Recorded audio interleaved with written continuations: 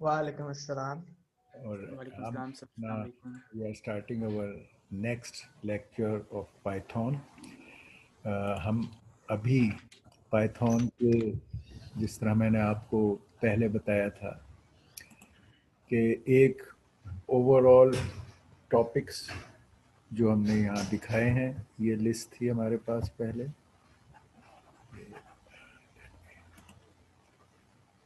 Okay, ये basic of Python की list हमारे पास थी, जिसको हमने we went through all this, और एक लेवल ऑफ अंडरस्टैंडिंग, हमने बेसिक लेवल ऑफ अंडरस्टैंडिंग एक कंप्लीट लिस्ट ऑफ टॉपिक्स को किया और फिर एक असाइनमेंट उस पर की। अब हम नेक्स्ट लेवल पर we will go through the same things. These are the main headings of learning in Python. We'll go through the same things, but this time adding few new features, explaining with examples the previous ones which we had done. So maybe more examples and more depth coming into it, by which we did not cover in the first level of learning python basic level. So अब हमारा ये है next level जो हमने किया। ये हमने start किया था लास्ट टाइम, सिंटेक्स के बारे में हमने रिव्यू की बातें की, डेटा टाइप्स, इंटीजर्स और फ्लोट की बात की, अरिथमेटिक ऑपरेटर्स को रिव्यू किया, कुछ उसमें एडिट बातें बताई, मॉड्यूलो ऑपरेटर को की एग्जांपल्स के साथ उसको हमने देखा, स्ट्रिंग की को रिकॉल किया और उसके स्ट्रिंग के कंकैटिनेशन बेसिक ऑपरेशन को देखा, वेरिएबल्स को बताया। फिर हमने ये बताया कि जिस तरह सी प्लस प्लस में ये वाला add and equal two plus equal वाला वो अलाउड है, और उसमें इसमें एडिशनल बातें क्या हैं, लाइक स्ट्रिंग, और उसके ऊपर भी ये एप्लीकेबल है। एरर्स को के बारे में रिव्यूड, एग्जाम्पल्स और मैसेजेस फॉर एरर्स भी देखे, और एक्सेप्शन, हैंडलिंग ऑफ एक्सेप्शन के बारे में हमने बात की। And then we started next topic in this next level, we started with the function. हमने फंक्शन के पैरामीटर्स बताए, पैरामीटर्स और आर्गुमेंट्स। जब हम कह रहे हैं कि हम फंक्शन को फंक्शन जब हम डिफाइन करते हैं, तो इसमें sometimes there may not be any parameters, वो भी अलाउड है, and sometimes there are parameters, जो मैं इसमें ये दिखा रहा हूँ। यहाँ ये मल्टीपल पैरामीटर्स फंक्शन में एज ए इनपुट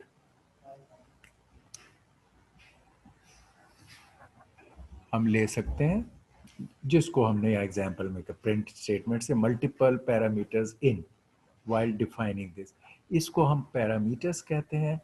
और इन पैरामीटर्स को जो वैल्यूज असाइन होती हैं at the when we call the function, तो वो we call that argument, those arguments are assign to these parameters.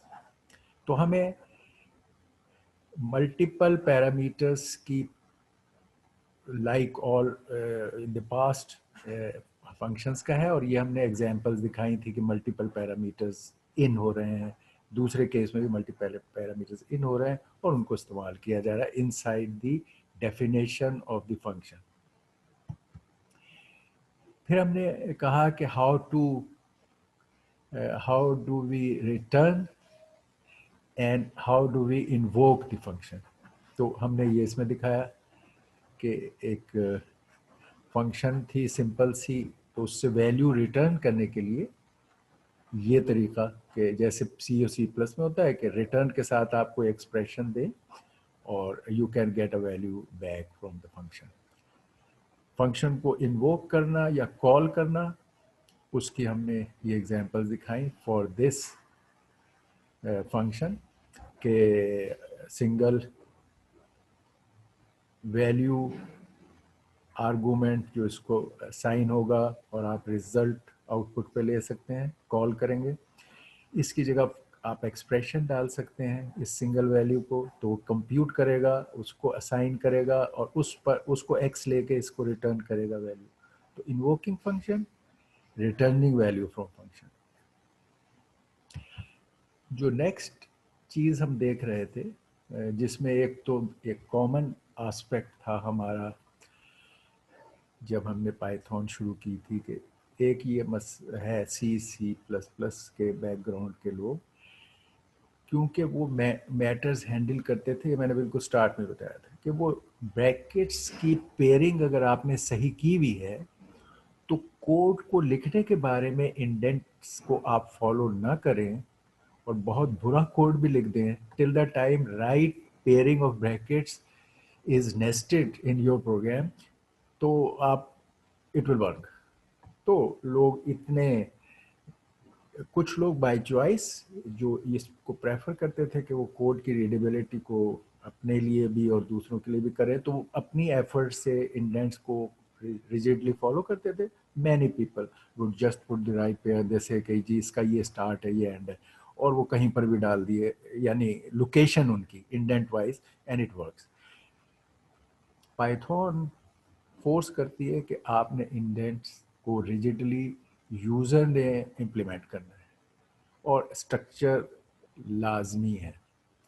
तो जो वो चीज़ बताई थी यहाँ, आप फंक्शन के केस में उस बात को हाईलाइट किया गया था जो मैंने लास्ट टाइम बताया था, कि अगर एक फंक्शन है, ये उसका पैरामीटर है जिस पे आप उस डिफाइन कर रहे हैं इस फंक्शन को ऑन दिस पैरामीटर, इस फंक्शन का वन लेवल ऑफ इंडेंट पर आपने ये काम किए जो इस फंक्शन के अंदर आपने इस ब्लॉक में, फंक्शन में जो आपका कोड था वो डाला, उसी में ये फॉर लूप था, तो इसी इंडेंट लेवल पे फॉर लूप रहा। फॉर लूप का ब्लॉक इससे नेक्स्ट पे शुरू होगा और फॉर लूप की चीज़ें यहाँ पर इस इंडेंट के तहत फॉलो करेंगी। ऑफ कोर्स कमेंट बेहतर तो है कि आप इसको भी यहाँ इवन कमेंट को भी इस लाइन में रख लें शिफ्ट करके, बट कमेंट के बारे में वो पाबंदी नहीं है। इसने कमेंट यहाँ से शुरू किया और ये नेक्स्ट लाइन पे अगर आ गया तो वो उसको नहीं कहता, लेकिन ये यहाँ पर आपने सब कुछ अलाइन किया हुआ है। फिर यहाँ तक आपका इस फॉर लूप का कोड था, ये फॉर का ब्लॉक था। अच्छा, अब आप चाहते थे कि आप, ये आपकी इसकी इंस्ट्रक्शंस थी, लेट्स से वन, ये को वो कमेंट है 1 2 3, for is a third instruction, let's say this. फिर something is part of the for, तो थर्ड इंस्ट्रक्शन हुआ फॉर। अब ये ब्लॉक फॉर पे ख़त्म हो गया, इस डिफाइन का फॉर का ब्लॉक ख़त्म हुआ। अब फॉर के बाद आपकी, अब आपको वापस आना है इस इंडेंट से, क्योंकि अब आप मेन डेफ के इस इंडेंट पे आपको आना चाहिए। ये फॉर के ब्लॉक में चले गए थे, ये ख़त्म हुआ, अब आप इस पर आना चाहते हो, तो आपने रिटर्न के लिए रिटर्न सम कहा वापस आके इंडेंट से, ठीक।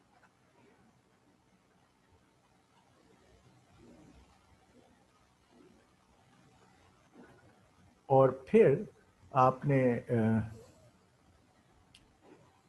ये आपका यहाँ फंक्शन का ब्लॉक ख़त्म हो गया, ये एट द रिटर्न, ठीक।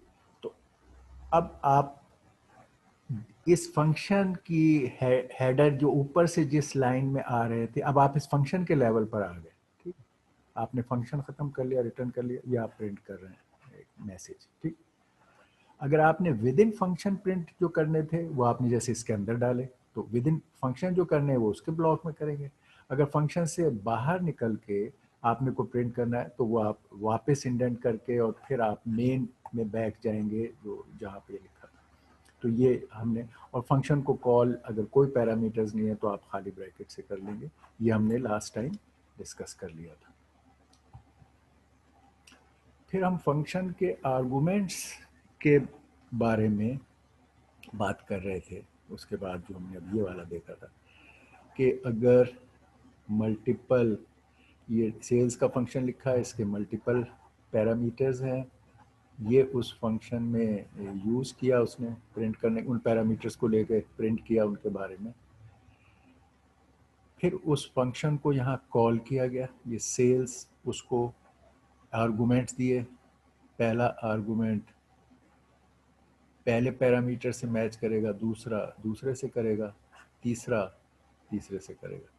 तो ये function call, position based calling, multiple parameters, one two one match in terms of location, position and data type. फिर हमने कहा कि हमारे पास फंक्शन के लिए कीवर्ड आर्गुमेंट्स का भी ऑप्शन होता है। तो हमने यहाँ दिखाया है कि आप बजाय इस पोजीशन में यहाँ कहते लेंथ, यानी हम एक डिफ़ॉल्ट वैल्यू, अभी डिफ़ॉल्ट वैल्यू का और फिर की वैल्यू का भी दिखा देते हैं, दोनों बातें। एक तो आप फंक्शन में डिफ़ॉल्ट वैल्यू दे सकते हैं, जो अगर आप पैरामीटर में कोई वैल्यू ना दें तो ये वैल्यू बाय डिफ़ॉल्ट ली जाएंगी और it will run on those. ये एक सिंपल लेंथ विथ हाइट और वॉल्यूम का था, returning volume by taking inputs of length with depth. तो ये यहाँ पैरामीटर खाली लेंथ, विड्थ और डेप्थ हो सकते थे, और जैसे हम पीछे लिख रहे थे, मगर आप यहाँ डिफ़ॉल्ट वैल्यू दे सकते हैं। अगर आपने फंक्शन को कोई पैरामीटर ना दिए तो ये डिफ़ॉल्ट वैल्यू इस्तेमाल हो जाएंगे। अगर आप वैल्यूज़ दें विदाउट कीवर्ड तो फिर आप वैल्यूज़ इस तरह देंगे, और वो पोजीशन मैच और टाइप मैच होगी, और वो आपको उसके हिसाब से रन होगी फंक्शन। हम कीवर्ड बेस्ड भी दे सकते हैं वैल्यूज़, उसकी हमने ये मिसाल एग्जांपल्स देखी थी। कीवर्ड बेस्ड में हमारा ये है कि लोकेशन हमारी कोई हो सकती है, order of location can change, क्योंकि अब आप नाम से दे रहे हैं। उसमें लेंथ के बाद विड्थ था पैरामीटर, अब पाबंदी नहीं है कि यहाँ विड्थ वाली वैल्यू दें, आपने डेप्थ वाली दे दी, विड्थ वाली, अब ये उससे पहचानेगा और वहाँ मैच करेगा। इसमें भी आप जो वैल्यूज़ नई देंगे वो ओवरराइट करेगा, जैसे इस केस में भी ओवरराइट करेगा वैल्यू, इस केस में भी करेगा।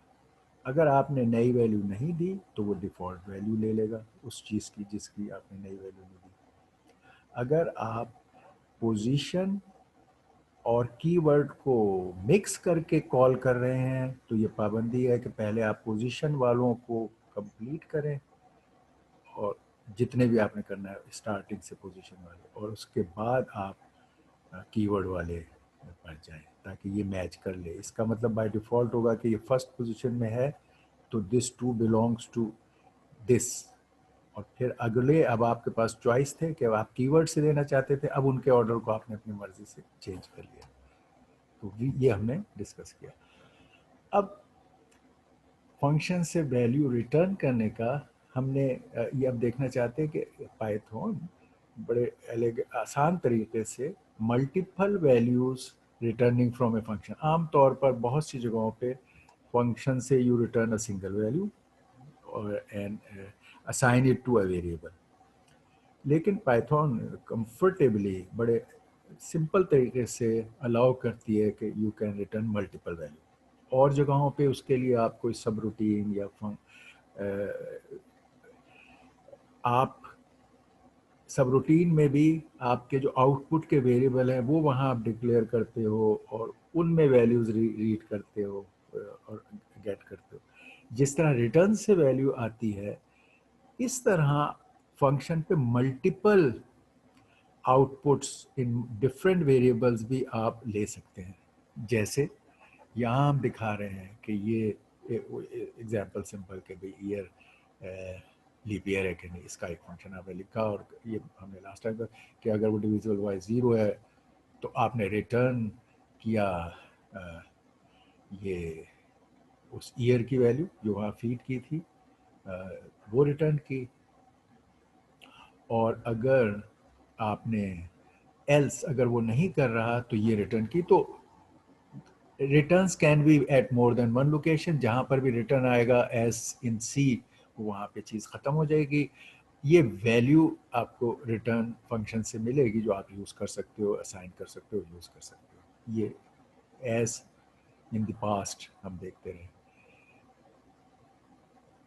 इसमें ये ईयर जो था वो नंबर्स इंटीजर था, तो ये इसको आपने स्ट्रिंग करके इसको रिटर्न किया फॉर आउटपुटिंग फ्रॉम दिस। तो अब इसको कॉल करना है इस फंक्शन को, तो आपने जो ईयर को चेक करना है, इसके वेरिएबल का नाम रखा आपने 2018। आप डायरेक्ट भी 2018 दे सकते थे, मगर आपने यहाँ वेरिएबल के ज़रिए से इनपुट पैरामीटर देना है। तो आपने कहा रिटर्न वैल्यू, ये एक वेरिएबल लिया, फंक्शन कॉल किया ऑन ए, ये आर्गूमेंट कॉल के वक्त दिया, तो ये आर्गूमेंट है। एक आर्गूमेंट यहाँ नम डायरेक्ट दे सकते थे, उसकी जगह आपने एज ए वेरिएबल दिया, तो one argument going to one parameter calling the function. आपने ये देखें कि क्योंकि ये रिटर्न से जो वैल्यू आ रही है जैसे सी और सी प्लस प्लस में होती है, आपने एक वेरिएबल पर रिटर्न वैल्यू को असाइन किया, और फिर अगर आपको उसको यूज़ करना था तो अपने इस वेरिएबल में, तो आपने उसको प्रिंट करने के लिए इस्तेमाल किया। तो like C C plus plus, when you use return and you want to assign it, ये काम हमने उस तरह से किया कि एक वेरिएबल को रिटर्न वैल्यू असाइन की और उसको यूज़ किया। इसी बात को हम एक्सटेंड आसानी से कर सकते हैं पाइथन में कि मैनी वैल्यूज रिटर्न भी कर सकते हैं हम, और वो जो हमने ट्यूपल टाइप चीज़ देखी है वो हमें अलाउ करती है ये कि ट्यूपल में आप कर सकते हैं। इस तरह आपके मल्टीपल वेरिएबल्स की वैल्यू आ सकती हैं इसमें उस शक्ल में। ये एक फंक्शन आपने डिफाइन की स्क्वायर ऑफ पॉइंट्स की, इसमें एक्स वाई जेड पैरामीटर दिए, एक्स को स्क्वायर, वाई को स्क्वायर, जेड को स्क्वायर, उन कैलकुलेशंस का नेम आपने रखे X square, Y square, Z square.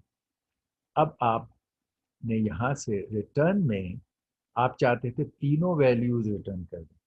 आप एक टिपिकल वैल्यू नहीं, आप चाहते हैं एक्स स्क्वायर को भी आउटपुट करें, फंक्शन से बाहर निकालें आउटपुट, वाई स्क्वायर को भी निकालें, जेड स्क्वायर को निकालें।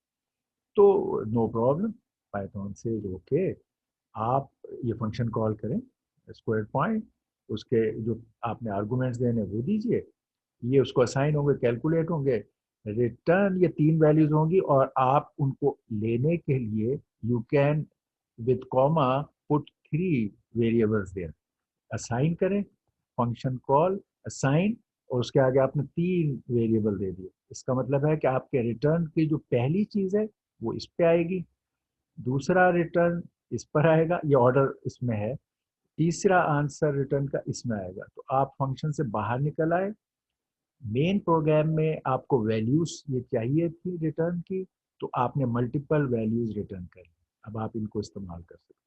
तो it returns multiple value in just simple way, जो आपके सिंगल वैल्यू का रिटर्न था उसी को आपने एक्सटेंड कर दिया।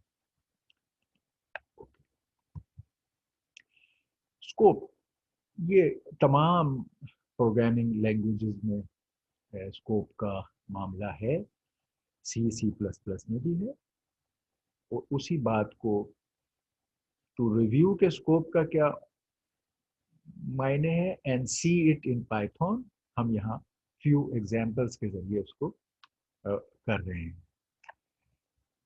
ओके, पहली बात तो ये है कि अगर एक नाम से वेरिएबल आपने से, पहले इसको देख लें, ग्लोबल वेरिएबल, अगर आपने फंक्शन से बाहर कोई वेरिएबल डिक्लेयर किया, इस केस में तो आप डायरेक्ट वैल्यू असाइन करते हैं तो उसकी टाइप हो जाती है, तो आपने एक वेरिएबल उसके बाहर डिफाइन किया हुआ है, यहाँ ये आउटसाइड है, ये आपकी फंक्शन, तो ये इसको ग्लोबल हम कहेंगे फंक्शन के पॉइंट ऑफ व्यू से। फंक्शन के जो अंदर के वेरिएबल्स हैं जो इसमें वो डिक्लेयर आप करते हैं या यूज करते हैं, वो लोकल होते हैं। जो पैरामीटर्स फंक्शन के हैं वो भी ट्रीट एज ए लोकल होते हैं। फंक्शन से जो बाहर वेरिएबल हैं वो ग्लोबल होते हैं। For this function they are treated as global. तो अगर ये बाहर आपने डिक्लेयर किया और फंक्शन के अंदर ये एक आपने फंक्शन लिखा, अगर आपने यहाँ कहा प्रिंट ए, अब यहाँ आपने कोई लोकली ना पैरामीटर में ना लोकल वेरिएबल में आपने ए को कोई डिफाइन या यूज या कुछ नहीं किया है, असाइन वैल्यू नथिंग की है। तो अब ये ए मीन्स कि जी ये फंक्शन का लोकल चीज नहीं थी, it is from the global, और इस ए की जो वैल्यू है वो प्रिंट करेगी ये फंक्शन आउटसाइड वाला ग्लोबल की। तो प्रिंट ए आप करेंगे तो हेलो को प्रिंट कर देगा। अच्छा, अब लोकल का वो सिचुएशन, दो सिचुएशन हो सकती हैं। आप इसमें अगर लोकल, ये एक और फंक्शन है, यहाँ ए था ये ग्लोबल, अगर इसके अंदर आपको अलाउड है और आप करते हैं बी सी डी कोई भी ये ग्लोबल वाले नेम को ना यूज करते हुए, आपके बहुत से लोकल वेरिएबल हो सकते हैं, पैरामीटर्स हो सकते हैं, आप उन्हें यूज करेंगे, वो उसी जो भी आप जिस तरह लोकली कह रहे हैं वो उसके अंदर इस्तेमाल होंगे, और जब आप फंक्शन से निकलेंगे तो वो लॉस्ट हो जाएंगे। ये जो ग्लोबल वाले हैं ये तो रिटेन रहते हैं, फंक्शन से बाहर रहेंगे, तो आप इस ए को प्रिंट हमने देखा कि किया है, ठीक है। लेकिन कोई भी लोकल वेरिएबल आपके होते और आप उनको यूज करते, जब फंक्शन से बाहर निकल जाएंगे तो उन वेरिएबल्स को आप नहीं देख सकते। अगर फर्ज कीजिए आप यहाँ बी सी डी करते और बाहर निकलते, फंक्शन से बाहर निकलने के बाद आप कहते प्रिंट, तो वो उनकी वैल्यूज प्रिंट नहीं कर सकता। विद इन है तो वो कर सकता है। अब उसके अंदर ये तो हो गया जब आप डिफरेंट नेम इस्तेमाल करें। लेकिन अगर आप अपने लोकल वेरिएबल का वही नेम इस्तेमाल करते हैं जो उसके बाहर ग्लोबल वेरिएबल का है, तो जैसे हमने फंक्शन के लिए एक बताया था आपको, फंक्शन ओवरराइड वाली बात, क्लास क्लास के लिए जब वो अब दूसरी क्लास सब क्लास यूज करती थी, तो वो उसी नाम से जब वो इस्तेमाल करते थे तो वो उसको ओवरराइड कर देता था वो फंक्शन। यही चीज यहाँ फंक्शन के अंदर के वेरिएबल का है कि अगर एक नाम का वेरिएबल ग्लोबल है और अगर आप उसको लोकल डिफाइन करते हैं, तो ये लोकल ओवरराइड हो जाता है इस अब फंक्शन में, this A will be visible. जहां भी कहीं आप कहेंगे ए, वो उसके मायने नहीं लेगा, वो इस ए के मायने लेगा। तो जब आपने इस फंक्शन में अब कहा print A, unlike this case, तो अब ये वाला ए प्रिंट होगा, क्योंकि अब आपका ये लोकल वेरिएबल था और इस ये उस लिहाज से ओवरराइडिंग है कि अब ए आउटसाइड ग्लोबल नहीं बल्कि लोकल वाला। इस ए का स्कोप इस फंक्शन की हद तक है। इसको आप प्रिंट ए करेंगे, फंक्शन के अंदर प्रिंट हो जाएगा। फंक्शन से बाहर निकल के अगर आप चाहें कि इस ए को आप प्रिंट करें, तो आप नहीं कर सकते। लोकल वेरिएबल्स फिनिश हो जाते हैं when you get out of function. तो अब आप ये फंक्शन था ये लिखा, फिर आपने बाहर अब इस फंक्शन के लेवल पर आके फंक्शन से बाहर निकले, ये आपका फंक्शन का कोड था, आपने इस जगह कहा ए इक्वल टू 5, फिर ये फंक्शन लिखा, फिर आपने कहा प्रिंट ए, और देखेंगे इसने 5 प्रिंट किया। क्यों? इस जगह स्कोप वाइज इस ए को ये नहीं देख रहे आप, ये ए उसके स्कोप में था, इसने इस ग्लोबल को देखा और उसे प्रिंट कर दिया। हाउएवर लेट्स से इसके बाद या पहले अगर आप F1 कॉल करते हैं, वो फंक्शन रन होगा, और जब वो फंक्शन रन होगा तो उसमें जो प्रिंट आएगा वो फंक्शन के स्कोप लोकल के वाइज प्रिंट करेगा। तो आपने अगर ये दो चीजें की तो पहले में 5 प्रिंट होगा, दूसरे में 2 प्रिंट होगा। ठीक। अब इसी के अंदर ये वाली बात भी हमारे पास है कि ये जो आपके पैरामीटर्स अभी हमने देखा कि ग्लोबल वर्सेस लोकल, पैरामीटर में local overrides and is lost once you get out of function. अब सवाल रह गया पैरामीटर्स का क्या है? ये तो था ना local variable, how about the parameters? ये तो आउटसाइड से चीजों को अंदर ला रहे होते हैं। तो इसके बारे में अब क्वेश्चन आएगा कि क्या ये आउटसाइड वाले उसको एंटरटेन करें या इनसाइड, इसका स्कोप क्या है? असल स्कोप वाइज इसमें वैल्यूज बाहर से आती हैं, लेकिन अब इसका स्कोप क्या है? इसका भी स्कोप, जो पैरामीटर में वेरिएबल्स इस्तेमाल होते हैं उनका भी स्कोप इसी तरह है जैसे लोकल वेरिएबल का स्कोप। यानी उसके भी नाम अगर आप फंक्शन से बाहर निकल के कहेंगे, इस्तेमाल करना चाहेंगे, तो जिस तरह ये वेरिएबल ये वाला लॉस्ट हो गया था after getting out of the function, इसी तरह वो भी लॉस्ट हो जाता है। तो यहाँ अब दिखाना चाह रहे हैं हम आपको कि ये स्कोप वाइज ये जो फंक्शन के पैरामीटर्स होते हैं उनका स्कोप क्या है, ये इस एग्जाम्पल से दिखाया है। तो ये वैल्यू इज कॉल, ये आपने फंक्शन लिखी डेफिनेशन यूजिंग ए पैरामीटर वैल्यू, और इसका खाली कोड ये था प्रिंट वैल्यू। अब आपने फंक्शन को कॉल किया, इस फंक्शन को माई फंक्शन ऑन ए आर्गूमेंट 7, ये 7 उसको पास हुआ। फिर अगर फंक्शन के अंदर वाला प्रिंट होगा तो वो प्रिंट 7 करेगा। अच्छा, आपने अगर फंक्शन ये फंक्शन कॉल किया 7 पे, वो अंदर गया और वहां की कैलकुलेशन के ताबिक जब ये इंस्ट्रक्शन आई तो उसने 7 प्रिंट कर देगा। ओके, अब आप फंक्शन के बजाय, ये इसका पैरामीटर था, आपने कहा ओके मैं ये वैल्यू जो थी, ये वैल्यू का पैरामीटर है जिसकी जो असाइन आपने 7 कर दिया, इसको आप कहते हैं मैं इसको प्रिंट करना चाहता हूँ ये पैरामीटर को, विच मीन्स अब आप फंक्शन के अंदर नहीं हो, इस फंक्शन के लेवल पे आपका इंडेंट है, यहाँ फंक्शन कॉल की है और यहाँ आप प्रिंट स्टेटमेंट दे रहे हो और आप कह रहे हो मैं ये वैल्यू को प्रिंट कर लूँ, ये जो यहाँ पे पैरामीटर में थे, तो आपने कहा प्रिंट वैल्यू। तो ये इस पैरामीटर को भी, क्योंकि लोकल स्कोप इसका है, तो ये आप यहाँ नहीं इसको देख सकते scope wise, it's not visible, और ये एरर कहेगा कि देयर इज नो। तो ये हो गया कि पैरामीटर और लोकल वेरिएबल दोनों का बिहेवियर फंक्शन में लोकल होता है और आउटसाइड अवेलेबल नहीं होते, और जो ग्लोबल है वो आउटसाइड अवेलेबल होता है। अगर ग्लोबल का नेम इनसाइड द फंक्शन इस्तेमाल होंगे तो वो लोकल वाला नेम डोमिनेट करेगा for in the scope of function, जैसे यहाँ था। ओके, ये स्कोप वाली बात है वेरिएबल्स के, कहाँ पे कौन सा, जब आप नाम लोगे तो which variable will be visible and उसका स्कोप इस बेसिस पे।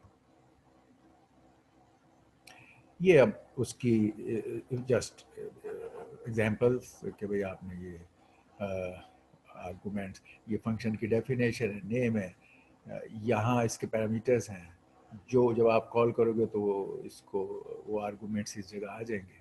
तो ये पैरामीटर्स आपने कहा प्रिंट, और ये पहला आर्गुमेंट स्पेस, दूसरा आर्गुमेंट, ये आपने फंक्शन लिखी, तो आपने फिर इसको कॉल किया, ये इसके नाम से फंक्शन विद आर्गुमेंट्स, यहाँ फर्स्ट दे दिया या सेकेंड दे दिया, ये आपके आर्गुमेंट्स थे, ये उधर साइन हो गए। ये इसकी खाली एग्जांपल है जो कॉमन केस है उसका।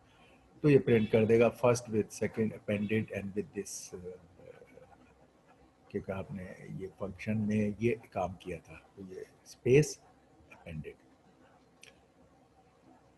और आपने अगर कीवर्ड से इस्तेमाल किया तो फिर ये आपने पहले आर्गुमेंट 2 लिख दिया, फिर आर्गुमेंट 1 लिख दिया, तो वो फिर भी आपको सही प्रिंट कर देगा। अब आपको ऑर्डर की ज़रूरत नहीं थी। एक छोटी सी चीज़ ये कि एक वेरिएबल नन के है ना, इसमें यह है कि अगर किसी वेरिएबल की कोई वो नहीं है, आपने उसको असाइन किया, यानी वो एग्जिस्ट नहीं करता, उसकी वो टाइप नहीं है, टाइप उसकी वैल्यू की, variable is none. If Python variable is none we can make use of the statement, यानी वेरिएबल कई केसेस में उसका स्टेटस नन होता है, उस नन स्टेटस को, यानी वेरिएबल की वैल्यूज नन वाली बात को आप चेक कर सकते हैं। There is a provision by this, वो ये चेक का है। कोई वेरिएबल अगर उसकी टाइप नन है, वैल्यू और टाइप, तो वो ये है वेरिएबल चेक फॉर नन। आपने कहा if variable name is none, ये आपका इफ स्टेटमेंट है, but none it understands, none is a language word. if variable name is none, तो print variable is none, else print variable is not none. तो this is just a testing कि कोई variable none है या नहीं।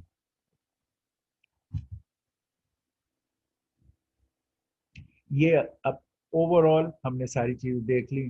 तो एक just एक टोटल एग्जांपल ऑफ शोइंग कि ये सारे डिफॉल्ट आर्गुमेंट्स, रिटर्न वैल्यूज वगैरह का बात एक कंबाइन करके जो बातें सब की थी उसकी एक कोड की एग्जांपल है। You can do that and understand. इसके हमने पीसेस बात की थी, अब उसमें इकट्ठे करके ये वहाँ दिखा दिया। और उसमें वही जो सारी बातें हमने की थी वो वैरायटी ऑफ थिंग्स शो कर दिया कि फंक्शन आपने डिफाइन की बाय दिस नेम। इसमें आपने ये नेम इस्तेमाल किया एज ए पोजिशनल पैरामीटर। ये आपने मैसेज को डिफॉल्ट वैल्यू दी, दूसरे पैरामीटर को डिफॉल्ट वैल्यू दे दी, इसको नहीं दी, इसको दे दी। और आपने जब प्रिंट करेंगे ये आपने प्रिंट इसी फंक्शन के कोड में डाला प्रिंट। ये आपका वो है, उसके आगे आपने इस पैरामीटर को डाला, उसके आगे आपने इस मैसेज को डाला, इनको मिला के हेलो और उन दोनों को मिला के प्रिंट करना इस फंक्शन का काम है। तो इसको कॉल किया ग्रीट फंक्शन के नाम से। पहला पैरामीटर ये एनकिट ये दे दिया, ठीक है। अच्छा, कीवर्ड पैरामीटर्स के बारे में जैसे हमने कहा था कि आपके पास चॉइस होता है कि कीवर्ड पैरामीटर पार्शियल दें, ना दें, सारे दे दें, उसमें हमारे पास फ्लेक्सिबिलिटी होती है। ठीक, तो इसने खाली एक पैरामीटर दिया यहाँ पे, तो एक आर्गुमेंट दिया जब कॉल किया। तो इसने खुद इस बात को लिया कि ये पोजिशनली पहला है और इसने इस पहले पोजिशनली को दे दिया, नेम को दे दिया। ठीक, और उसको आगे कुछ नहीं था दूसरा, तो इसने कहा कि सेकंड आर्गुमेंट नहीं है तो वो यहाँ पर मौजूद नहीं है और it will run, code will run, it will not create an error. अच्छा, फिर आपने ग्रीट कहा, Kayla and how are you. तो आपने ये दूसरा जो था कीवर्ड पैरामीटर, इसकी जगह ये दिया। इसमें आपको ये लाजमी नहीं है कि आप इसके साथ कीवर्ड मेंशन करें। अगर वो सिर्फ उसी पोजीशन में है और डिफॉल्ट वैल्यू वहां पर है और ये आपने ये सेकंड आर्गुमेंट दे दिया, ये पहला आर्गुमेंट दे दिया और इन दो आर्गुमेंट के साथ आपने किया। अब अगर आप प्रिंट करेंगे तो वो hello first argument second print होगी, तो दैट वन। अच्छा, अब ये इनकरेक्ट वाले केस की एग्जांपल इस मामले में कि ग्रीट आपने कहा, मैसेज पहले कह दिया, कीवर्ड पहले कह दिया, पोजीशन वाला अब यहाँ लाए और आप सोच रहे हो कि सेकंड पैरामीटर पोजीशन वाला है और फर्स्ट कीवर्ड है, ये अलाउड नहीं है। आप पहले अपने पोजीशन वाले प्लेस करेंगे, ओनली आफ्टर दैट आप कीवर्ड वाले प्लेस कर सकते हैं, तो ये अलाउड नहीं है। तो प्रिंट हेलो नेम, आपने अभी भी वही मैसेज प्रिंट करना चाहते हैं तो वो कहेगा नहीं भाई, ये बात ठीक नहीं है कि syntax non default argument follows the default argument, तो ये अलाउड नहीं है। फिर ये वाला रिटर्न वैल्यू फंक्शन रिटर्न, आपने ये फंक्शन एक डिफाइन किया जिसमें आपने लेट से पास इस तरह का, तो अभी आपने कोड नहीं लिखा था तो पास खाली कह दिया और आपने कहा प्रिंट माय फंक्शन। तो अभी माय फंक्शन का कोई response return answer nothing is there, आपने इस पास लिखा हुआ था। तो अब इसके आउटपुट ये नन, ये वो वाला केस है नन, ये नन होगी इसका।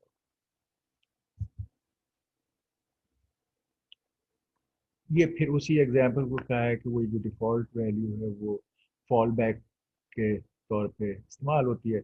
ये फिर सेम एग्जांपल जो है और उसमें ये कॉल, तो उसने कहा print the following, hello and kit how do you do. इसमें जब आपने ये पहला पैरामीटर दिया दूसरा आपने नहीं दिया तो जो डिफ़ॉल्ट वैल्यू थी वो उसने इस्तेमाल खुद की, क्योंकि डिफ़ॉल्ट वैल्यूज़ की है, और उसने वो कर दिया। दूसरे केस में आपने पहला भी दिया और दूसरा भी दिया, आपने दूसरा यहाँ इत्तेफाक से वही दे दिया जो डिफ़ॉल्ट था, तब भी ठीक है। अगर आप यहाँ दूर कुछ और देते तो वो फिर उसको करता, यानी फिर डिफ़ॉल्ट वैल्यू के बजाय आपकी गिवन वैल्यू को यूज़ करता और ये ग्रेट मैसेज।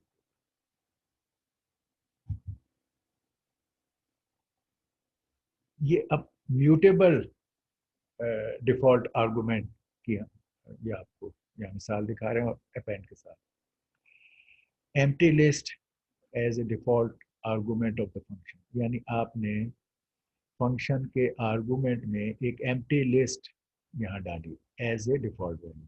तो नम लिस्ट, एम्प्टी लिस्ट, ये नम एक नंबर, एक positional thing without any default value, और ये आपका फंक्शन है, ये इसका नाम है अपेंड। इसकी फंक्शनैलिटी होगी तो अपेंड के नाम से एक फंक्शन आपने बनाया, उसके दो पैरामीटर्स दिए, एक पैरामीटर विदाउट पोजिशनल है और विदाउट डिफ़ॉल्ट वैल्यू है, दूसरा कीवर्ड बेस्ड है और उसकी अपनी एम्प्टी लिस्ट को डिफ़ॉल्ट वैल्यू। तो आपने इस कोड में कहा कि ये जो लिस्ट है, ये पैरामीटर यूज करते हुए नम लिस्ट में अपेंड करो ये चीज, ये आपका कोड है कि भाई एम्प्टी लिस्ट है अगर तो उसके अंदर एक वैल्यू डालना है, ये उसको अपेंड करो। तो ये आपका अपेंड फंक्शन करता भी यही है, एक लिस्ट है उसके अंदर एक चीज करता है, तो ये उसकी इम्प्लीमेंटेशन की एग्जाम्पल है। फिर आपने प्रिंट किया इसको, ये वेरिएबल को, नम लिस्ट को, तो अब आपका प्रिंट होगा विद दिस वैल्यू, नंबर की वैल्यू के साथ। और आपने कहा रिटर्न भी करना चाहते हैं आप, तो आपने ये नंबर लिस्ट, ये जो लिस्ट है इसको रिटर्न किया।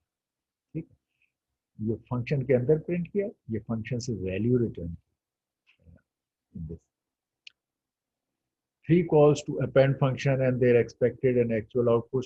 ये अब अपेंड का फंक्शन जो हम सीख रहे थे, ये एक लिहाज से उसने उसकी इम्प्लीमेंट एज ए फंक्शन करने की एक छोटी सी मिसाल बताई कि कैसे एम्प्टी लिस्ट पर वैल्यूज को अपेंड की जब हम करते थे तो इंटरनली क्या कोड होगा फंक्शन का, वो इस तरह से। अब उसने उसकी एग्जांपल दिखाई कि आपने कहा अपेंड 5, अभी तो आप इस फंक्शन को कॉल कर रहे हो, वरना ये बिल्ट इन फंक्शन भी है स्ट्रिंग्स के लिए, जैसे हमने बताया था, लिस्ट के लिए, स्ट्रिंग्स के लिए, लिस्ट यहाँ लिस्ट के लिए, तो डॉट अपेंड से हम करते थे, ये उसको आपके फंक्शन के तौर पर उसने छोड़ अपेंड 5। तो अगर एम्प्टी लिस्ट, ये अपेंड कॉल किया एम्प्टी थी तो ये 5 करेगा। अच्छा, आपने कहा अपेंड 7, तो आपने, हाँ, अच्छा, अब ये एक ओके, क्योंकि आपकी एक वैल्यू अपेंड हो चुकी है यहाँ, तो अब आपके पास उसके साथ दूसरी वैल्यू अपेंड होगी। तो जो ये पैरामीटर आपका होता है यहाँ, इसकी वैल्यूज की कंटिन्यूटी रहती है। तो आपने ये एक ख्याल रहे, ये एक बाज दफ़ा एरर पाइथन में ये क्रिएट होती है कि आपने जब अगर ये डिफ़ॉल्ट वैल्यू वाली चीज़ ली थी और उसमें आप एक से ज़्यादा दफ़ा कॉल करते हैं, तो आपको फिर उसकी कंटिन्यूटी का ख्याल रखना पड़ेगा, वो हर दफ़ा एज ए फ्रेश नहीं है। फिर उसको आपने सोचा, आपने अगर ये ट्रैक नहीं था आपके में, तो आपने कहा ओके मैंने अपेंड 7 किया तो 7 आ जाए, नहीं, अगर पहले आपने अपेंड 5 किया था तो उस कंटिन्यू को रखेगा और फिर 5 7 आएगा, और फिर अपेंड 2 करेंगे तो उस 5 7 पे 2 आएगा, खाली 2 नहीं होगा। तो ये इसकी कंटिन्यूएशन रहती है, इसका फायदा भी है क्या।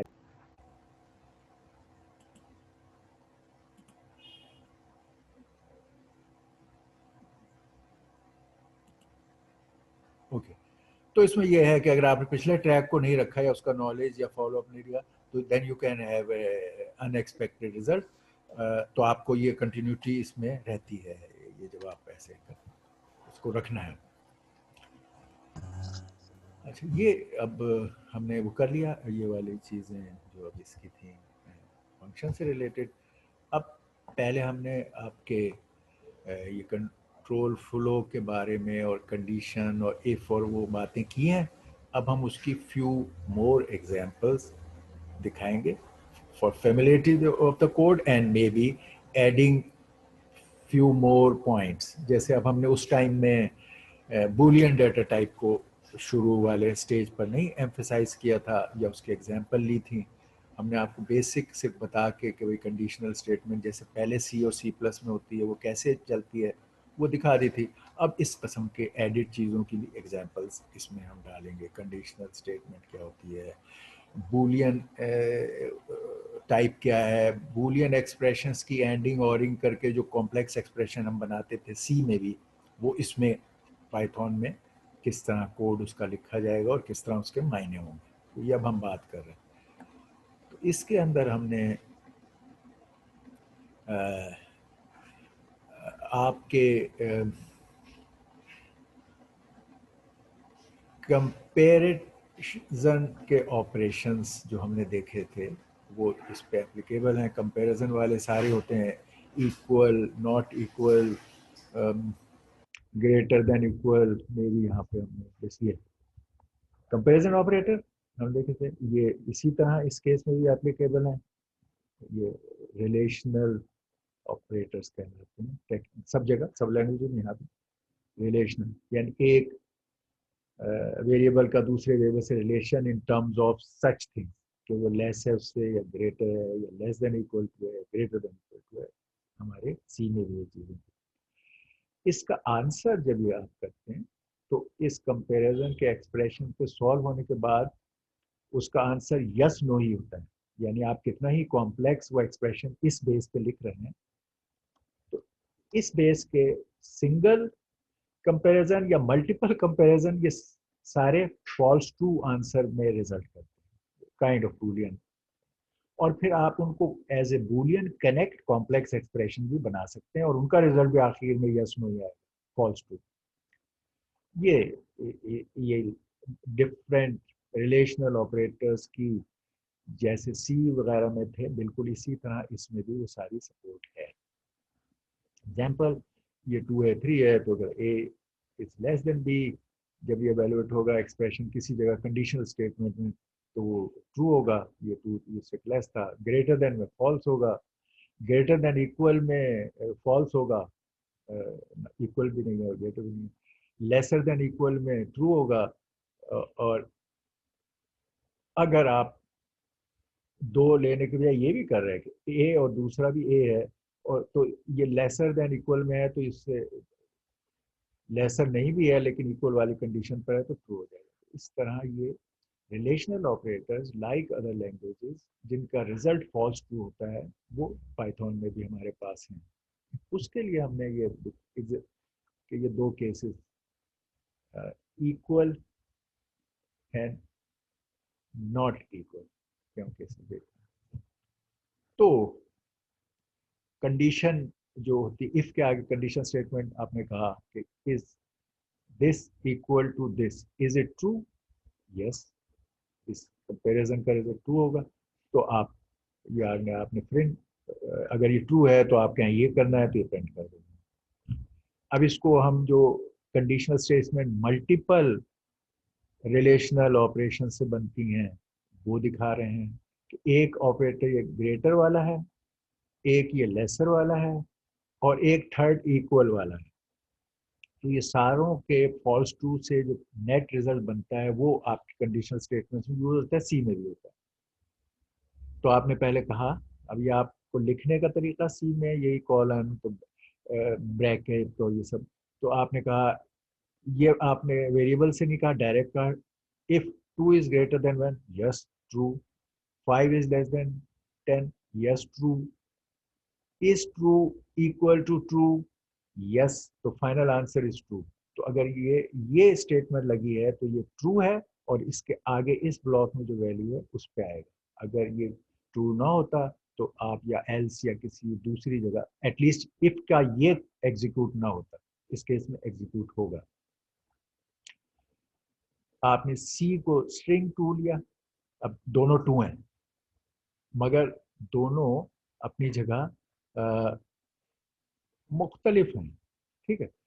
ये C as a string two है और ये d एज ए इंटीजर 2 है।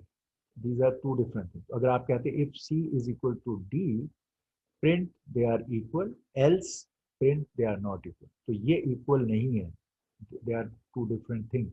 तो इस केस में ये कंडीशन ट्रू नहीं हुई, ये प्रिंट नहीं होगा बल्कि ये प्रिंट होगा। तो इक्वल और अनइक्वल और रिलेशनल ऑपरेटर और composite condition statement based on true and false.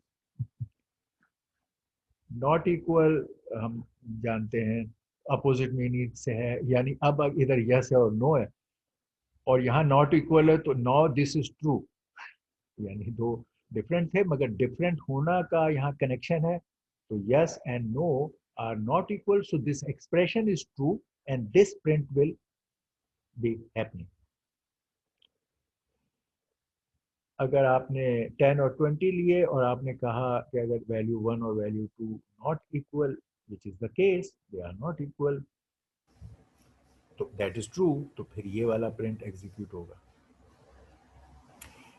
दूसरे केस में आपने कहा अगर 10 is greater than 1 and 10 is greater than 1000, ये ट्रू हो गया, ये फॉल्स हो गया। तो true and false are not equal, क्योंकि ये बात सही है इसलिए दिस इसका नेट रिजल्ट इज ट्रू, ये सारे का नेट रिजल्ट ट्रू, क्योंकि true is not equal to false, तो इसका ट्रू है और ये प्रिंट एग्जीक्यूट होगा और नॉट सम कि इसको एल्स पे जाएगा अदरवाइज। ये हमारे रिलेशनल ऑपरेशंस का हो गया। अब हम देख रहे हैं बूलियन ऑपरेटर्स। रिलेशन में भी ट्रू फॉल्स बूलियन ही इस्तेमाल हुए थे। अब बूलियन ऑपरेशंस का कनेक्ट, यानी ट्रू और फॉल्स को आपस में जो ज्वाइन किया, अभी तो हमने रिलेशनल ऑपरेटर से किया था, इक्वल और नॉट इक्वल से, लेकिन आप बूलियन ऑपरेशंस लाइक एंड और नॉट, ये बूलियन ऑपरेशंस है। तो इन बूलियन वेरिएबल्स को बूलियन ऑपरेटर से भी आप कंबाइन करके एक्सप्रेशन बना सकते हो, और like C and other languages ये सपोर्ट करेगा। और उसकी ये एग्जांपल है कि आपने एक वेरिएबल को ट्रू कहा, एक वेरिएबल का नाम रखा उसको फॉल्स कहा, ये ट्रू और फॉल्स कीवर्ड हैं, ये इसको पहचानेगा एज ए बूलियन। ये आपके वेरिएबल्स हैं, आपने रखे थे, this is not a keyword, this is not test. तो कहता है प्रिंट। अब आपने एक और चीज अब हम देख रहे हैं कि किसी भी चीज, किसी भी वेरिएबल की डेटा टाइप आप ड्यूरिंग द कोड आप देखना चाहते हैं, यानी आपने कहीं ऊपर वो दी थी और अब आप एक एक्सप्रेशन लिखने लगे हो और आपको लग रहा है कि यार पता नहीं ऊपर मैंने इस वेरिएबल का क्या टाइप इस्तेमाल किया था, तो आप किसी वक्त भी किसी भी वेरिएबल की टाइप लैंग्वेज में सपोर्ट है कि वो आपको बता देगी। तो प्रिंट क्या आ गया, आपने कहा टाइप बताओ मुझे, इज ट्रू, ये वाले वेरिएबल की डेटा टाइप क्या है, ये टाइप से मुराद डेटा टाइप क्या है, it's a question, you are calling this function type, giving this parameter and asking कि ये फंक्शन रन हो और आपको बताए और प्रिंट कर दें एवरेज। तो जो फंक्शन इस टाइप का आंसर होता है वो इस तरह का है। पहले थोड़ा सा पाइथन 2 वगैरह में मुख्तलिफ था, इधर टाइप का वर्ड वगैरह आता था, अब सबको उन्होंने ऑब्जेक्ट के तौर पे क्योंकि ट्रीट कर रहे हैं, तो अब वो इसको क्लास कहेंगे। कोई भी टाइप है वो इट्स ए क्लास, क्योंकि it has its attributes, it has its methods, integer भी, फ्लोट भी और एनी कॉम्प्लेक्स क्लास भी। तो उन्होंने हर एक को क्लास के ट्रीट किया। तो क्लास इस इसकी जो क्लास है वो बूल टाइप है, तो क्लास बूल टाइप, ओके, यानी टाइप इज बूल, ये आंसर है इसका, मगर प्रिंट इस तरह होगा। अच्छा, ये अब वो different operators, not operator, and operator और ऑपरेटर जो हम जानते हैं, आप डीएलडी से भी जानते हैं, आप सी प्लस प्लस से भी जानते हैं, उसी किस्म के रूल्स यहाँ भी वैसे ही फॉलो होंगे।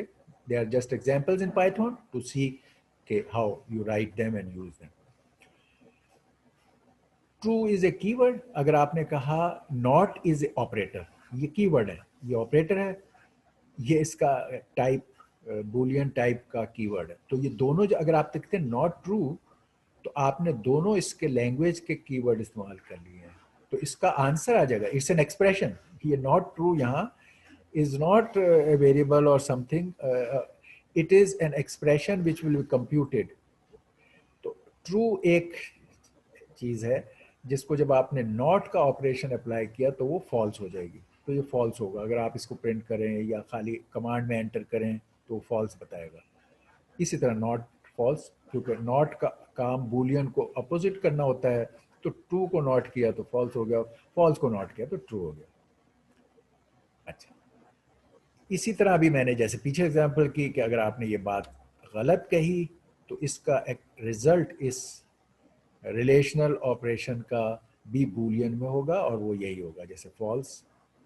अच्छा, नॉट वन ये लिखा तो इस तरह जा रहा है, आप अपनी रीडेबिलिटी के लिए अगर अपने कंफ्यूजन को, अब इसमें दो तरह से आप इसको कंप्यूट कर सकते हैं इस एक्सप्रेशन को। नॉट वन लें और उसको फिर देखें, कंपेयर करें विद टू, एक, और एक ये कि आप पहले इसको कैलकुलेट करें और फिर नॉट अप्लाई करें, यानी ये ऑपरेटर के अप्लाई करने का और रिलेशनल ऑपरेशन का। तो by by rule relational operation has the precedence, जो प्रेसिडेंस ऑफ ऑपरेशंस होता है, लेकिन it's advisable, why not, precedency जहाँ भी हैं और वो कंफ्यूजन कर सकती हैं, तो इट इज़ ऑलवेज एडवाइज्ड कि आप अपने ब्रैकेट डाल लें।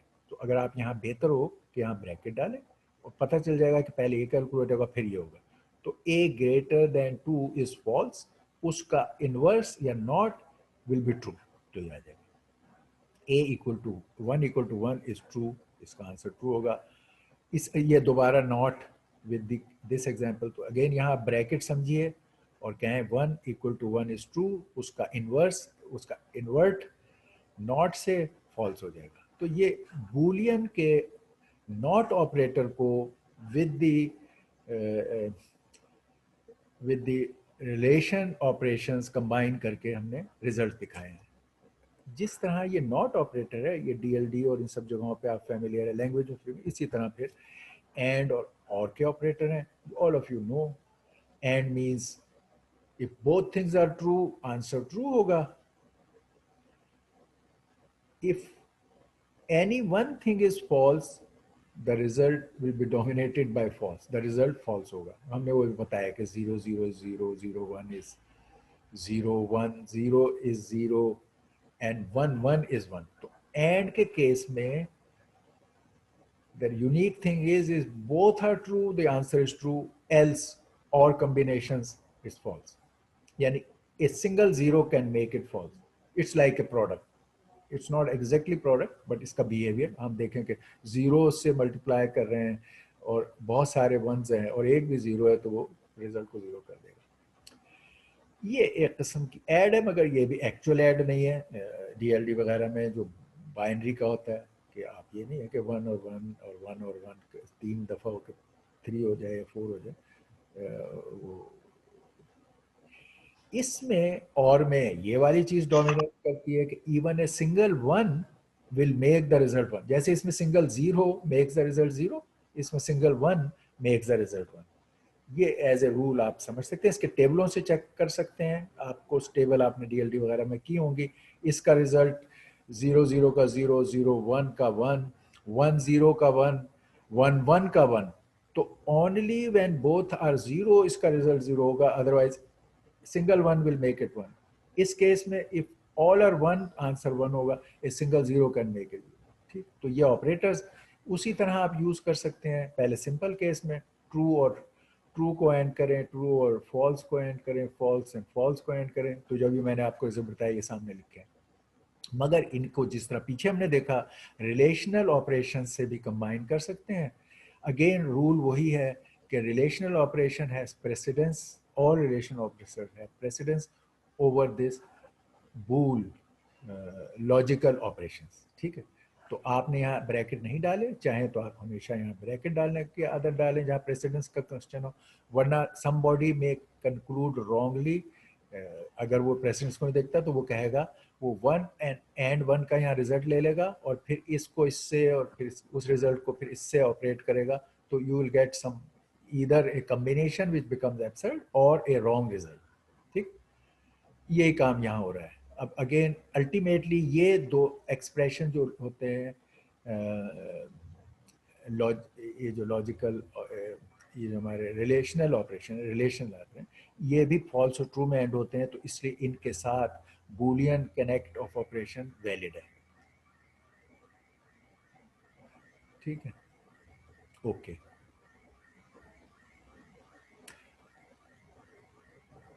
ये इसमें ये तो ट्रू फॉल्स भी है। ये वाला को देखें कि ये क्या कह रहा है, एवेल्युएट्स टू ट्रू। ये क्या कह रहा है, ये जो फॉल्स ट्रू वालों में होता है उसका ये है कि फॉल्स ट्रू टाइप है। अगर आप कोई वैल्यूज देते हैं, यानी आप इसको 0 और 1 से भी ये पहचानेगा, लेकिन वैल्यूज अगर देते हैं दूसरी नॉन 0 एंड 1, तो फिर या फॉल्स ट्रू नहीं देते और देते हैं, तो इसका असूल यह है कि 0 is false and anything non 0 is true. ठीक, तो ये एक स्ट्रिंग है, it's a non zero thing, it's a string. ये एक इंटीजर है, it's a non zero integer, तो इट्स ट्रू। तो ट्रू एंड ट्रू का आंसर ट्रू होगा। तो ये इसके बाकी आप जानते हैं कि इनके रिजल्ट हमने भी पहले देख लिए थे कि किस तरह कंबाइन होते हैं। यही बात और के साथ है, और आप देखोगे कि वही फ़र्क है, खाली जो और के और एंड के टेबल में है वही यहाँ इनके इन रिजल्ट्स में है। You can check that. ये जो अभी हमने पीछे किया कि हमने रिलेशनल ऑपरेटर्स लिए, फिर हमने बूलियन ऑपरेटर्स के साथ उनको कंबाइन किया in the order of precedence, और उससे हमने कंपोजिट कंडीशन स्टेटमेंट्स बनाई एक्चुअली।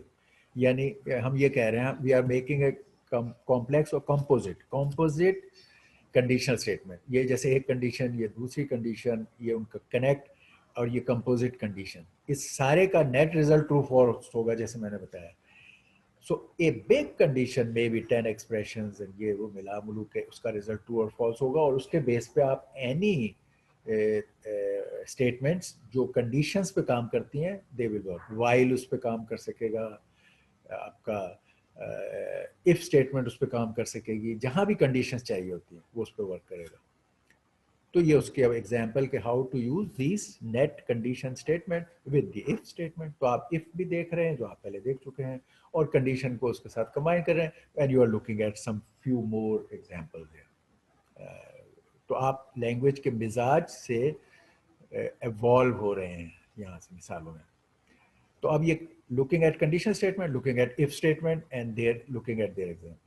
तो एक वेरिएबल को 100 दिया, आपने कहा अगर ये test value is greater than 1 it is, तो ट्रू है तो ये प्रिंट हो जाएगा, यहाँ एग्जीक्यूट होगा। फिर आपने कहा if test value is greater than 1000, ये 100 था, ग्रेटर देन 1000 नहीं है, फॉल्स हो गया। तो दिस प्रिंट में आप कहेंगे क्योंकि ये कंडीशन फॉल्स है, तो ये इफ के आगे जो इसके कोड में लिखा होता है वो ट्रू के लिए होता है, ये एग्जीक्यूट नहीं होगी। तो बस यहाँ पर अब आपका, अब जो ये प्रिंट लिखा है, it is not because of the indent, it's not part of this if block. ठीक है, तो ये तो एग्जीक्यूट नहीं हुआ क्योंकि इसकी कंडीशन ट्रू नहीं थी, ये नहीं हुआ, इफ स्टेटमेंट खत्म हो गई। यहाँ पर ये इफ स्टेटमेंट खत्म हो गई, यहाँ न्यू इफ स्टेटमेंट शुरू हुई ब्लॉक के। अब दोनों इफ कंप्लीट हो गए। अब आप इफ से बाहर हैं और आपने कहा print program continues at this point, तो अब ये प्रिंट करेगा वो, ये इंडेंटेशन की वजह से इफ की statement individual, it's only if. अभी आपने यहाँ इफ की एग्जांपल देखी है और ये कंडीशन को देखा है और उनके इंडेंट्स को देखा है और उनके इंडेंट से बाहर वाली चीज को देखा है।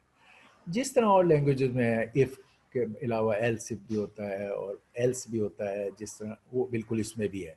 थोड़ा सा चलो पहले एल्स, जस्ट लाइक दैट, कि अगर ट्रू नहीं है तो फिर होना है अदर देन के इसमें यहाँ कॉलन होता है, ये आपकी एक वैल्यू आपने 50 ली, ये कंडीशन अप्लाई की 50 इज नॉट लेस देन 1, तो ये प्रिंट ये वाला नहीं होगा, ये एल्स पे जाएगा। ये ट्रू पे यहाँ आते हैं आप और फॉल्स पे यहाँ एल्स दिया हुआ है। पहले पिछले में खाली इफ था तो या वो एग्जीक्यूट होगी या उससे बाहर निकल जाएगा। इस केस में क्योंकि एल्स का ऑप्शन भी है, तो अगर वो ट्रू नहीं है तो इधर आ जाएगा। आप ये देखें कि इवन एल्स के साथ ये कॉलम है, ये है, ये जो डबल डॉट वाले ऑप्शन को, कॉलन वाले ऑप्शन का इधर भी है और इधर भी है। ये हमारी लैंग्वेज के सिंटैक्स वाइज आप देख लें, ये चीज़ एग्जीक्यूट होगी। ठीक है। अच्छा, अब आपने ये दूसरा लिया, ये टेस्ट, ये एक और वेरिएबल लिया। अब आपने इस पे ये टेस्ट अप्लाई कि testing is equal to not valid. ये स्ट्रिंग वैलिड था, यहाँ वो वैलिड आ जाएगा। ये स्ट्रिंग नॉट, ये दो इक्वल स्ट्रिंग नहीं है, तो ये इक्वल वाली बात नहीं है, तो फॉल्स है। तो ये वाला स्टेटमेंट नहीं रन होगा, एल्स पे चला जाएगा ये वाला स्टेटमेंट। ओके, तो अब हमने पहले खाली इफ देखा, इधर एग्जीक्यूट और गेट आउट। फिर एल्स के साथ देखा कि इधर ट्रू के लिए और नॉट ट्रू के लिए। फिर वो मल्टीपल इफ, जैसे हमेशा लैंग्वेज में if you want to use multiple options, तो फिर एल्स इफ है। इसमें ये एलिफ, एलिफ है इसका जो स्टेटमेंट के लिए keyword, just like else if, तो ये एलिफ है। तो आपने ये फिश किया एक वेरिएबल और आपने उसको मुख्तलिफ अदर से कंपेयर किया कि अगर ये पेट टाइप, ये जो फिश इज डॉग, तो ये हो जाए। Else if that is cat, तो ये हो जाए। Else if that is this, तो ये हो जाए। ये, और फिर if it is none of them, तो एल्स भी आपने बीच में मिक्स कर सकते हैं। If, else if and else, any combination you can make. ठीक है।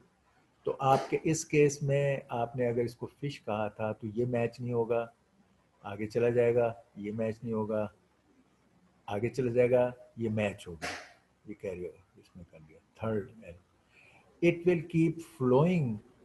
अच्छा, इसके अंदर ये और में भी ऐसी है, it will keep flowing to the next till the time a match occurs, but if a match occurs then it gets out, यहाँ बाहर निकल आएगा। ये नहीं है कि ये मैच हुआ तो इसका काम कर लिया। अगर फर्स्ट को दो जगह मैच है तो वो ये नहीं करेगा कि पहला ये मैच करके इसका रिजल्ट दे दे फिर इसको मैच करके रिजल्ट दे दे, नहीं। फर्स्ट टाइम जब मैच होता है इस केस में होगा, तो it will just get out of the loop कि भाई ये हो गया और ये काम मैंने कर लिया, खत्म। ओके, और सारे में से कोई मैच ना हो तो फिर इल्स भी है, ये भी है। तो अब आप ये कॉलन वाली बात देख लें, इधर भी है एल्सिफ, हर एक एल्सिफ के साथ है कंडीशन के बाद और एल्स के बाद भी। तो ये सिंटेक्स वाइज एक डिफरेंस नोट करना चाहिए। अच्छा, अब हम ये हमने अब हमारा ये लिस्ट के को हम देखेंगे कि लिस्ट में हमने ये सीखी है। ये हम कह रहे हैं ना, थोड़ा सा gradually level up few more things and some a more example and little more leveling up of additional things। उस असूल के तहत लेवल 2 में हम लिस्ट को दोबारा देखते हैं। ये this is the most important type जो आप यूज़ करोगे सबसे ज़्यादा। ठीक है, बाज़ डेटाबेस वाले केसेस में वो आप डिक्शनरी भी, जो हम आगे देखेंगे मज़ीद डिटेल से, वो भी करोगे, लेकिन एज ए ये वाली केसेस जो आपने कंप्यूट इंटेंसिव मामलात हैं, matrices, tensors, vectors, multiplication of vector, multiplication of matrices and vectors etcetera जो थे, इनमें आपने देखा कि अभी पिछले भी जो हमने आपको असाइनमेंट दी थी, लिस्ट का काफ़ी इस्तेमाल है। और आपको ये गुड फीलिंग मिलेगा जब आप बहुत सारी चीज़ें जो आप पहले कर चुके थे इसमें करोगे। लिस्ट के मामलात को पाइथन ने बड़ी अच्छी data structure, good support, ease of use बहुत ज़्यादा दिया है इस पर। और इसी वजह से फिर यही इसी की ग्रोथ फॉर्म डीप लर्निंग वगैरह में लिस्ट ही की बेटर, बेटर नहीं, मोर पावरफुल शेप में, मोर हैंडलेबल शेप में एज ए टेंसर्स, यानी लिस्ट सी को मल्टीपल हायर डायमेंशन में ट्रीट करने वाले असूलों के साथ मिला के, जो कि नमपाई वगैरह में है और फिर आगे टेंसर फ्लो वगैरह में है, तो वो इसी से ग्रो हुए हुए हैं। ठीक, तो ये हमें अच्छी तरह इसको देखना और समझना चाहिए। काफ़ी कुछ हमने किया है, आपने असाइनमेंट भी किया है। Let's look at few more examples and few more additions to what we did previous. Variable list, ये देखिए जो कल हम बात कर रहे थे कि, और वो हमेशा से है कि आप लिस्ट के लिए उनको फिल करने के कई तरीके हैं। आप उनको फॉर लूप डाल के बारी बारी भी एक एम्प्टी लिस्ट को फिल कर सकते हो, और list as a initialization value, जैसे सी में भी था कि जब आप उसका नाम वहाँ जब करो डिक्लेयर तो उस वक्त कर लो। तो ये ऑप्शंस अवेलेबल है। तो आपने जैसे कोई कोड लिख रहे हैं और इवन आपने बाद में उन अरेज को किसी और तरीके से फिल करना है, या फाइल से कॉपी करना है उसमें डाटा, या आपने रैंडम से जनरेट करना है, या आपने अपना किसी फॉर लूप से फिक्स इंडेक्स को फिल करना है, जो भी कुछ करना है, अगर वो काम करना है तो आप as a initial testing of your working you can start. जैसे आप एक कांस्टेंट वैल्यू या एक वेरिएबल लेके उस पर अपना चेक कर लिया, फिर आपने कहा okay, इसकी जगह मैं इसको और वैल्यू से फिल कर देता हूँ, रैंडम से फिल कर देता हूँ। अगर आपका रैंडम आपको नहीं आपको आता, तो ये सारी चीज़ तो आपने टेस्ट भी कर ली, चेक भी कर ली, सेटिस्फाई भी हो गए। वो एक फीचर खाली रह जाएगा। इसका मतलब ये नहीं था कि आप कहेंगे यार तो ये स्टार्ट ही नहीं हो रहा। ओके, तो ये हम कल जब हम कह रहे थे कि आप अपने 4-5 वेरिएबल से वो चीज़ इनिशलाइज करें, उस पर काम करें, चेक करें, फिर आप उस पर या तो वो इंडेक्स वाले मेथड से उसको फिल कर लें या उसको रैंडम वाले से कर लें। तो ये आपने लिस्ट को इनिशलाइज किया, डायरेक्ट अलाउ करता है लाइक C++ भी। अच्छा, और आपने प्रिंट इसको करेंगे तो ये लिस्ट प्रिंट हो जाएगी। बाय वेरिएबल आपने कहा, यू कैन ऑलवेज डिक्लेयर, जो हमने यूज़ किया है पिछले में भी, empty list. By this way you can, इसमें आपके लिस्ट के अंदर वेरिएबल्स जो हैं, जैसे मैं आपको बताया था, they can be all the variety of things are allowed and even mixed data types are allowed, जो हमने पहले भी बात की है। ये उसकी मोर एग्जांपल्स हैं। You could have in this list all the integers, तो कौन सी homogeneous same data type, आपने इस लिस्ट में all the strings होमोजीनियस है, सेम है, मगर एक और टाइप है। ये इंटीजर टाइप था, यहाँ पे स्ट्रिंग टाइप के हैं। You can have a mix of multiple data type, जैसे मैंने कहा ये हमारी एक लिस्ट है, इसमें ये जो है वो स्ट्रिंग टाइप है, ये जो है वो इंटीजर टाइप है, ये भी इंटीजर टाइप। ठीक, जब हमने पिछली दफा लिस्ट कर रहे थे तो one of you asked and I said कि हाँ ये ऐसा है, अलाउड है, कि इसके एलिमेंट्स जो हैं they can be by themselves a type of list. A list के elements can also be a list. So and it becomes a list of list. ठीक? So yes, it is okay. तो ये आप कह रहे हैं, ये लिस्ट ऑफ लिस्ट की एग्जांपल है कि एक ये लिस्ट है जो ये है इसके आउटर ब्रैकेट से, उसके अंदर पहला एलिमेंट एक लिस्ट है जिसका एक एलिमेंट एक कैरेक्टर है और दूसरा एलिमेंट एक इंटीजर है। तो ये भी एक कंपोज अंदर मल्टीपल डाटा टाइप की लिस्ट है एक, मगर that acts as a one element for this outer list, जो ये वाला जिसके ब्रैकेट, इसको कॉमा करके अब आप इस आउटर लिस्ट का दूसरा एलिमेंट लिख रहे हैं। That element is itself as a list which has different mixed data types, एक बी का करेक्टर है और एक टू का character. So list of list, a list having multiple data types in it, all that is allowed. अभी हमने उसकी further detail को एग्जाम्पल से देखा है, हमने पहले ये बात की थी, आपने पूछी थी। इसके इंडेक्सिंग को थोड़ी सी हम और वो अब एक्सप्लोर करना चाहते हैं। पहले भी हमने किया, अब उसको और करना कि इंडेक्स जीरो से शुरू होता है हमेशा बाय डिफॉल्ट, जैसे सी में था अरेज का, इसका हमेशा जीरो से शुरू होता है। तो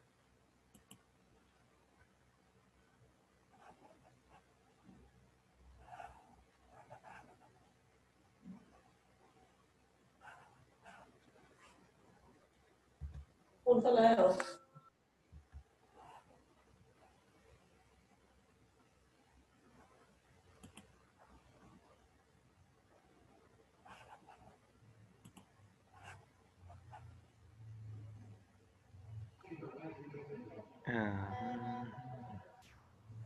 सर अस्सलाम वालेकुम सर।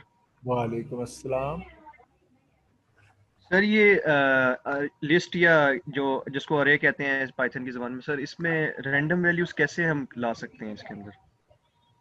वो इसका उसका क्या कमांड होती है पाइथन में सर? मैंने कोशिश की है सर पाइथन पे रैंडम उसमें लाने की।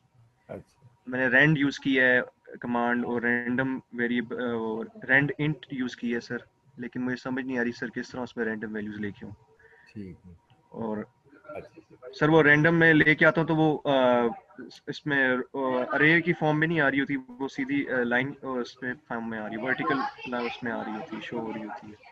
ओके। अच्छा, आपने असाइनमेंट सबमिट कर दी है?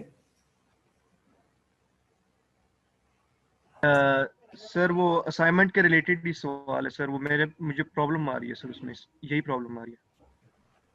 इस प्रॉब्लम का तो हल कल दे दिया था, और फिर आज 12 बजे का टाइम दिया था कि आप वो लोग जो वहाँ की गाइडेंस से रैंड नहीं कर सके उनके लिए क्या क्या ऑप्शन है with losing very little marks and getting the 95% और 98%। अगर आपने फिक्स्ड अरेज से किया है तो मैंने आपको बताया था यू लूज 8 मार्क्स। अगर आपने इंडेक्सिंग से किया है तो okay you will lose 3 to 4 marks, 3 marks, which means you get 90% marks with that. तो आप अगर इस रीजन पे पूरी असाइनमेंट नहीं करेंगे तो you are making unwise decision. ठीक हो गया? आप सबमिट कीजिए, यस सर। पहले सबमिट कीजिए। ये आपका वो है ना, आपको असाइनमेंट दी है, थोड़ा सा आपको एक्सप्लोरिंग का मौका दिया है, और आपको साइट भी बताया है। ये जो है हमारे पास आपको कहा है हम सारी चीज़ें जो कर रहे हैं इसका आपके लिए all the time reference, detailed reference of things जो कर रहे हैं वो भी, और जो आपको खुद थोड़ी सी सर्च करना है। जब आप कोड लिख रहे हैं और आपको इन्हीं चीज़ों के बारे में आएगी तो that will be a good reference other than our this slides. That will be a good reference कि यार वो मैं उधर देख लूँ। दैट इज़ योर बाइबल कि आप उसको हमेशा कंसल्ट करोगे। ये जो python.org that is your manual of the language. ठीक, अगर आप वहाँ से इस जब असाइनमेंट देते हैं तो उसमें कुछ 95% हमने आपको बिल्कुल स्पून फीड कर दिया, और आपसे कह रहे हैं कि 5 को आप सर्च करो। 5 नहीं सर्च करें तो 5% आप लूज कर दो, मगर आप 95% करो। आप ये कहो क्योंकि मुझे वो 5% नहीं आता मैं असाइनमेंट शुरू ही नहीं करूंगा, तो ये you are making unwise decision, you will get a 0। ठीक, उसके बाद जब आप कर लोगे इन्हीं सीक्वेंस में आपको वो रैंड की चीज आ जाएगी, और यू विल अंडरस्टैंड कि वो यार ये तो दिया हुआ था, पता था, और मैं इसको नहीं कर सका। ये आपको 5 नंबरों की पेनल्टी होगी। ओके, ये आएगी, अभी इन्हें हम स्लाइड्स में जारी रहेंगे और इस पर वो भी आ जाएगा। It is included there, I don't want to jump to that to the next slides. हम फ्लो में जाएंगे, उस पर जाएंगे। मॉड्यूल को जब हम करेंगे तो उस वक्त हम उसको देख लेंगे, रैंड हमारे उसमें है मौजूद। ठीक है, अब आप कह रहे हो और भी प्रॉब्लम्स है, तो और भी प्रॉब्लम्स के लिए कल भी आपको मौका दिया था, इसके बेसिस पे एक्सटेंशन भी दी थी। अगर और भी प्रॉब्लम्स होंगे तो आप कल का मौका अवेल नहीं किया आपने। ठीक है, अब फिर आपको फिर मौका देंगे, बताओ और क्या प्रॉब्लम है। चलो okay, we can look at that. क्या प्रॉब्लम और क्या? सर वो मैंने जो उसका जो फार्मूला बनाया था सर, वो जब मैंने सिर्फ वन वैल्यू दी थी तब वो कैलकुलेट हुई थी, लेकिन अरे में थोड़ा सा उसमें डिफिकल्टी आ रही है। वो इस तरह के उसमें एरर आ रहा है सर। तो मैंने काफ़ी दफ़ा ट्राई किया है या उस पर कोशिश की है, लेकिन वो कैलकुलेशन नहीं हो रही, यानी कि दो दो जो है अरे ऐड नहीं हो रही उसमें, और वो मसला हो रहा है यानी सर। आप एक फॉर लूप लिख रहे हो और उसमें कह रहे हो सर मैंने रेंज के जरिए अरे में जो है वैल्यूज दी हुई हैं, रेंज दे के अरे के अंदर, और जब मैं उनको ऐड करूँ तो उसमें प्रॉब्लम यानी कि शो ही नहीं हो रहा, कह रहा एरर आ रहा है सर। मैं एरर भी उसके अंदर। आपने फॉर लूप की इंडेक्सिंग, जो फॉर लूप लिखा है जी उसकी वैल्यू वाली इंडेक्सिंग इस्तेमाल की है या सर, इंटीजर? आई यूज किया ना, आई इन आई आई यूज किया ना। सर, फिर फॉर लूप का जो हाँ है जी फॉर एक्स इन आगे क्या लिखा है? आगे रेंज रेंज मैंने दे दी है सर, रेंज एन दे दी है। अच्छा ओके, जो 64 या जो भी है ये दिया है। जी अब ये जी, इंडेक्स आई मैंने को, रेंज अपनी आसानी के लिए सर कम रखी है ताकि चलो वो कम नहीं है, मगर जल्दी मैं देखना चाहता था बन जाए। इंडेक्स, मैंने आपको बताया था फॉर लूप में दो ऑप्शन है, एक वैल्यू वाला है और एक इंडेक्स वाला है। तो आपने इंडेक्स वाला ऑप्शन इस्तेमाल किया है। सर इंडेक्स वाला जो मुझे समझ नहीं आई सर। अच्छा अच्छा, 1/n सर, वो उसमें जो होता है रेंज, रेंज वैसे मैंने रेंज के पैरेंथेसिस के अंदर वो जो n होता है वो मैंने लिखा है वहाँ पे, वो नहीं लिखा दूसरा जो होता है एन का कि तो वन मतलब है कि एन कोमा। को आपने एक वैल्यू दी हुई है ना, कोई अगर 64 नहीं है तो आपने सम वैल्यू दी है, उसको आप एन कह रहे हैं ना, वो तो है जी जी, उसका साइज, अरे का साइज है ना। तो अब अरे के साइज के लिए जब आप ये ऑपरेशन करने के लिए फॉर लूप लिख रहे हो, मैं उसके बारे में बात करूं। ये फॉर लूप, इस फॉर लूप का जी मैं पूछ रहा हूं कि यहाँ आप कहते हो आपने फॉर लूप लिखा फॉर मे बी एक्स, यहाँ का है ना फॉर एक्स, ठीक है। हाँ जी इन आगे क्या लिखा है, इसके आगे क्या लिखा है? सर। सर आई, आगे लिखा है इन के आगे लिखा है आई। नहीं नहीं सर, इस तरह है सर कि आई आई इन आई, फिर उसके बाद रेंज वो लिखा है सर, वो एक एक अरे बनाई है, यार बात सुनो, यानी कि ये एक देखो लिस्ट। मैं स्टेटमेंट लिख रहा हूँ जहां आपने कैलकुलेशन अच्छा की है अच्छा ना, आप उसमें फंसे हुए हो, उसका आपको हल बता रहे हैं। अब आप अच्छा, ठीक है एग्जैक्ट सर। बात करो, आपने लिखा ये फॉर लूप है आपका जिसमें आप ये कैलकुलेशन कर रहे हो, सही है, ठीक है। जी जी, आपने लिखा फॉर, ये वर्ड्स हैं एग्जैक्ट सिंटेक्स पे आ रहे हैं, हम कोड लिख रहे हैं।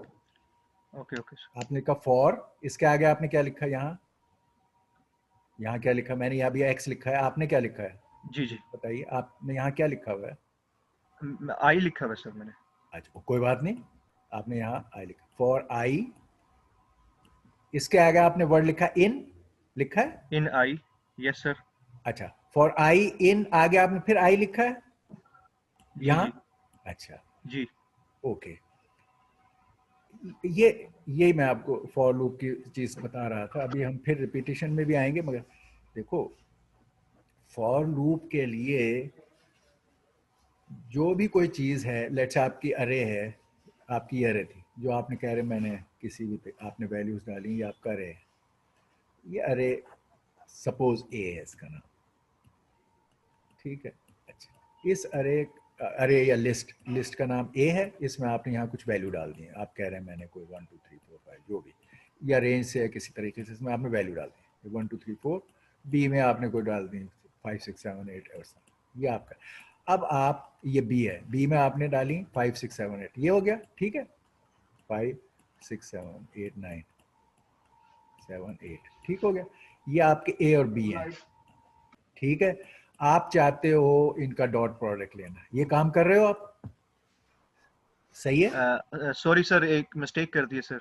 मैंने जी। लिखा है i i for i in range, range 20 अच्छा, दे अब दी है एक सर। तो ये आपकी यहीं से शुरू हो गया काम,